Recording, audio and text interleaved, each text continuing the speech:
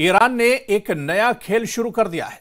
Iran के इस नए गेम के टारगेट पर इजराइल है और इस युद्ध में ईरान के बाहर उसकी सबसे बड़ी ताकत रही हिजबुल्लाह एक बार फिर एक्टिव हो चुका है।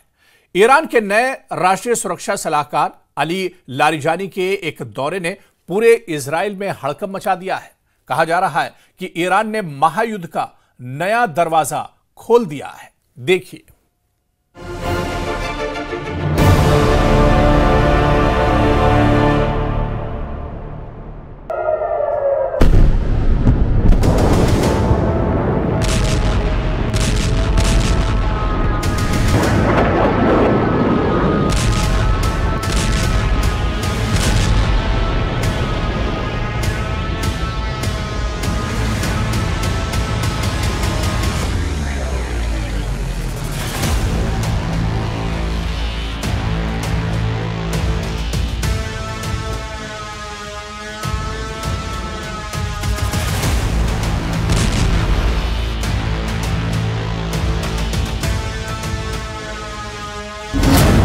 ईरान ने महायुद्ध का नया दरवाजा खोल दिया।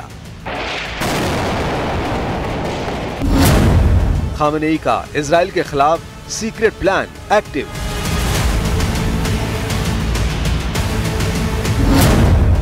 इराक सीरिया लेबनान कॉरिडोर पर युद्ध की आहट।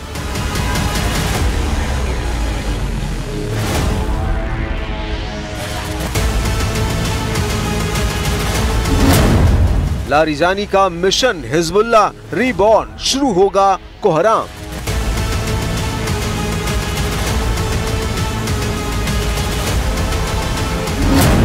अमेरिकी इजरायली निगरानी से बचने की नई चाल।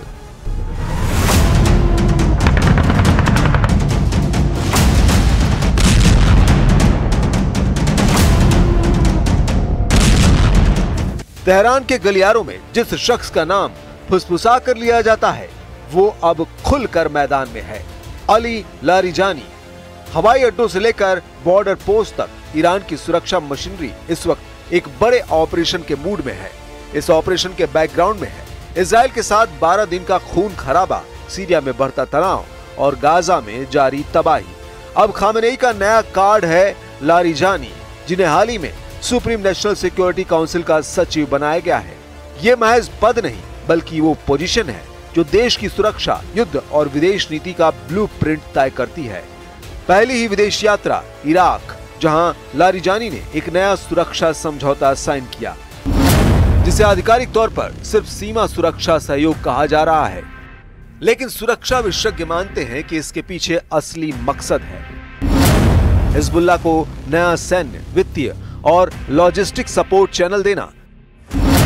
इराक ईरान का वो गलियारा है जहां से सीरिया होते हुए लेबनान तक हथियार और फंड पहुंचते हैं। इस यात्रा के तुरंत बाद लारिजानी का लेबनान जाना ये कोई डिप्लोमेटिक रूटीन नहीं बल्कि युद्ध पूर्व तैयारी का इशारा है।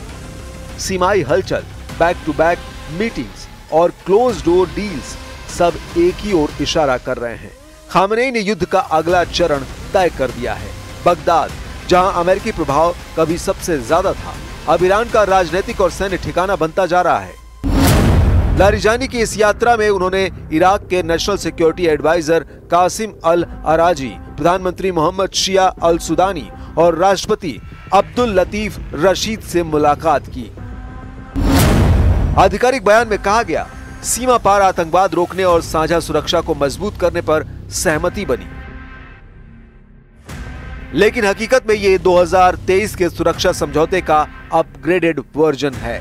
उस पुराने समझौते में सिर्फ इराकी कुर्दिस्तान में ईरान विरोधी आतंकी समूहों को खत्म करना था। इस बार के समझौते का दायरा पहले से बड़ा है। लॉजिस्टिक कॉरिडोर, इंटेलिजेंस शेयरिंग और क्रॉस बॉर्डर मिलिशिया मूवमेंट पर चुपचाप सहमति। इसका मतलब है इराक के शिया मिलिशिया, खासकर पॉपुलर मोबिलाइजेशन फोर्सेस, अब खुलेआम हिजबुल्लाह के लिए सप्लाई रूट और ट्रांजिट जोन बन सकते हैं। इस पूरे ऑपरेशन को अमेरिका और इजराइल की निगाहों से बचाने के लिए सिविलियन प्रोजेक्ट और रेल कनेक्टिविटी का नैरेटिव दिया गया है। एक प्रस्तावित रेल लिंक बसरा से बेरूत कथित तौर पर व्यापार के लिए है, लेकिन अंदर खाने ये मिसाइल पार्ट्स और ड्रोन कंपोनेंट्स के ट्रांसपोर्ट का हाईवे बन सकता है। अमेरिकी थिंक टैंकों की ताजा रिपोर्ट कहती है कि अगर ये लिंक चालू हो गया तो इजराइल के उत्तरी मोर्चे पर हथियारों की सप्लाई रोकना लगभग असंभव हो जाएगा। ईरान पर्दे के पीछे से जिन तैयारियों में जुटा है, असल में उन तैयारियों के पीछे एक बहुत बड़ी बैकग्राउंड है। पिछले साल इजराइल के हवाई हमलों और ड्रोन स्ट्राइक में हिजबुल्लाह को भारी नुकसान हुआ था। हसन नसरल्लाह समेत कई कमांडर मारे गए, हथियार डिपो तबाह हुए, लेकिन संगठन का नेटवर्क जिंदा है और ईरान के बिना वो कभी खत्म नहीं होगा। लारिजानी का बैरूत पहुंचना यानी सीधे हसन नसरल्लाह के करीबियों के साथ बंद कमरे में मीटिंग। एजेंडा साफ है, सीरिया के जरिए सप्लाई चेन को फिर से एक्टिव करना, नई जनरेशन के प्रिसिजन गाइडेड मिसाइल सिस्टम देना और ड्रोन तकनीक अपग्रेड करना। साथ ही लेबनानी पॉलिटिक्स में हिजबुल्लाह के गठबंधन को मजबूत करना ताकि अंतर्राष्ट्रीय दबाव, खासकर यूएन और फ्रांस को नेगेट किया जा सके। इजरायली डिफेंस इंटेलिजेंस के मुताबिक ईरान पिछले 3 महीनों से M600 मिसाइलों के पार्ट्स और शाहिद 136 ड्रोन मॉड्यूल सीरिया के रास्ते भेज रहा है।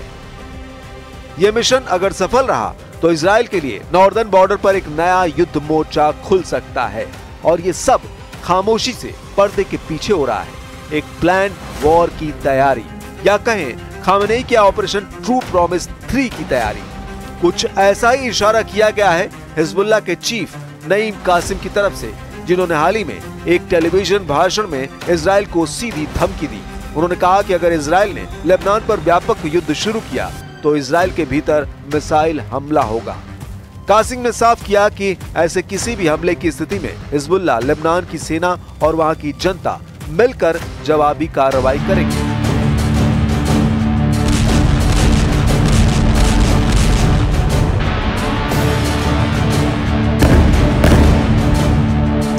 إسرائيل ما تروح للعدوان الواسع، لأنه إذا راحوا للعدوان الواسع يعني المقاومة ستدافع والجيش سيدافع والشعب سيدافع. هذا الدفاع سيؤدي إلى سقوط صواريخ في داخل الكيان الإسرائيلي. ईरान से लेबनान तक हथियार पहुंचाने का सबसे अहम मार्ग है सीरिया कॉरिडोर। ये रास्ता दशकों से एक्टिव है, लेकिन 2011 के बाद जब सीरिया गृहयुद्ध में फंसा तब ये और भी रणनीतिक हो गया। दमिश्क से होते हुए हिजबुल्लाह के गढ़ दक्षिणी लेबनान तक पहुंचने वाले ये रास्ते आज भी ईरान हथियारों की नसें माने जाते हैं। इजराइल ने कई बार इस सप्लाई लाइन को तोड़ने की कोशिश की। 2013 से लेकर 2025 तक उसने सीरिया में सैकड़ों हवाई हमले किए, जिनका आधा से ज्यादा टारगेट यही वेयरहाउस और काफिले थे। लेकिन नई बात यह है कि अब ईरान ट्रांसपोर्ट का पैटर्न बदल रहा है। पहले हथियार सीधे काफिले से भेजे जाते थे, अब उन्हें कंस्ट्रक्शन मटेरियल, एग्रीकल्चर इक्विपमेंट और ह्यूमैनिटेरियन एड के रूप में भेजा जा रहा है। सीरिया में तैनात ईरानी रिवोल्यूशनरी गार्ड्स की Quds force in transit points को शिया मिलिशिया और सीरियन आर्मी के साथ मिलकर मैनेज कर रही है। यही वजह है कि लारिजानी के इराक लेबनान दौरे में सीरिया के रास्ते की सिक्योरिटी पर भी चर्चा मानी जा रही है। अमेरिकी रक्षा विभाग के एक ताजा बयान में कहा गया है, अगर ईरान सीरिया कॉरिडोर को पूरी तरह सुरक्षित करने में कामयाब हो गया तो हिजबुल्लाह का रीआर्मिंग को रोकना लगभग असंभव होगा। इसका सीधा मतलब है कि ये सिर्फ डिप्लोमेसी नहीं, बल्कि एक पूरे फ्रंट की लॉजिस्टिक वॉरफेयर तैयारी है। यही वजह है कि लारिजानी की मूवमेंट ने वॉशिंगटन और तेल अवीव दोनों में अलार्म बजा दिया है। अमेरिका जानता है कि इराक में ईरान का बढ़ता प्रभाव सीधे सीधे अमेरिकी सैन्य ठिकानों के लिए खतरा है, जबकि इजराइल के लिए सबसे बड़ा डर यह है कि नॉर्दर्न फ्रंट दोबारा एक्टिव हो जाए। अभी गाजा में हमास के खिलाफ उसकी आधी ताकत लगी है। ऐसे में हिजबुल्लाह अगर इजराइल और ड्रोन बरसाने लगा तो ये 2 मोर्चों का युद्ध बन जाएगा। इजराइल डिफेंस फोर्स के चीफ याल जमीर ने हाल ही में कहा, हिजबुल्लाह की ताकत को कम करने के लिए हमें सीरिया और लेबनान दोनों में बिना मौका दिए पहले से स्ट्राइक करनी होगी। अमेरिकी थिंक टैंक CSIS यानी centre for strategic and international studies की रिपोर्ट बताती है कि शायद 136 ड्रोन और M600 मिसाइल के स्टॉक हिजबुल्लाह के पास अगर अगले 6 महीने में पहुंच गए तो इजराइल की एयर डिफेंस को 24/7 एक्टिव रखना पड़ेगा, जो बेहद महंगा और संसाधन खपत वाला होगा। वॉशिंगटन इस वक्त बगदाद पर दबाव डाल रहा है कि वो ईरान इराक समझौते को सिर्फ काउंटर टेररिज्म तक सीमित रखे, लेकिन बगदाद में बैठे सुदानी जानते हैं ईरान को नाराज करना उनकी अपनी सरकार के लिए आत्मघाती होगा। यही वजह है कि अमेरिका फिलहाल सिर्फ निगरानी और सीक्रेट ऑपरेशन पर भरोसा कर रहा है। इस पूरी कवायद में सबसे अहम सवाल यही है, क्या ये खामनेई का ओपन वॉर सिग्नल है? लारिजानी का एक साथ इराक और लेबनान जाना, पुराने समझौतों को अपग्रेड करना और हिजबुल्लाह के पुनर्निर्माण में हाथ डालना, ये सब महज इत्तेफाक नहीं हो सकता। ईरान की आंतरिक राजनीति में भी ये मूवमेंट बड़ा मैसेज है।